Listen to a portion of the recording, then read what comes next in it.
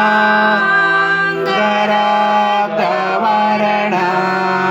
पद्मनेत्र सुहास्यवदन कंठोऽपीचमाला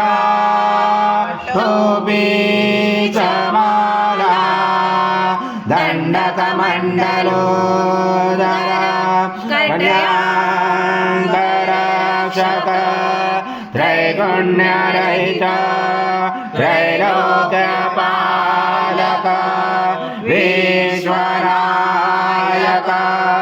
भक्तवत्सल कलियुगे श्री स्वामी समर्थ अवतारधारक इमां ब्रह्मानन्दं परमसुखदं केवलं ज्ञानमूर्ति द्वन्द्वातीतं गगनसदृशं तत्त्वमसादिलक्षम् एकं नित्यं विमलमचलं सर्वदि साक्षिभूतं भावातीतं त्रिगुणरहितं सद्गुरुं तं नमामि। गुरुर्ब्रह्मा गुरुर्विष्णु गुरुर्देवो महेश्वरः गुरुर्साक्षात् परब्रह्म तस्मै श्री गुरवे नमः। हरि ओम्। अजं स्वरमहाराजं यज्ञे प्रतिष्ठम् अजं पवित्रं परमं स्नानातते प्रगृह्याजं श्री सद्गुरु स्वामी समर्थ महाराज देवताभ्यो नमः।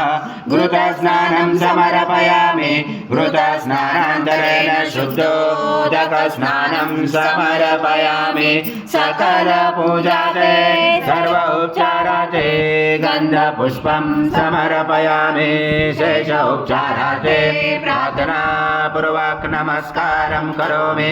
ओम तं विष्णु चं रुद्र चं इन्द्र चं अग्नि चं वायु चं सूर्य चं चन्द्रमा चं ब्रह्मपूर्वचरं गणादिपूर्वमुच्चार गणादि तदनन्तरम् अनुस्वार परतरार्धे रुचितं तारेण रुचितम् एतत्त्वमनुस्वरूपं अकारपूर्वरूपं अकारो मध्यमरूपम् अनुस्वार शान्तरूपं बिन्दुरुदरूपं नादसञ्जानं सहिता सन्धि शैषा गणेश विद्या गणकरसेन गायत्री सञ्जा गणपति दैवता। ओम गणपतये नमः। एकदन्ताय विद्महे वक्रतुण्डाय धीमहि तन्नो दन्ती प्रचोदयात्। एकदन्तं चतुर्दशं पाशमं कुशधारणं हृदं च वरदं यस्य बिभ्राणं मुजकदजं रक्तं लम्बोदरं पूर्णब्रह्माय विद्महे परमहंसाय धीमहि तन्नं स्वामी प्रचोदयात्। श्री सद्गुरु स्वामी समर्थ महाराज देवताभ्यो नमः।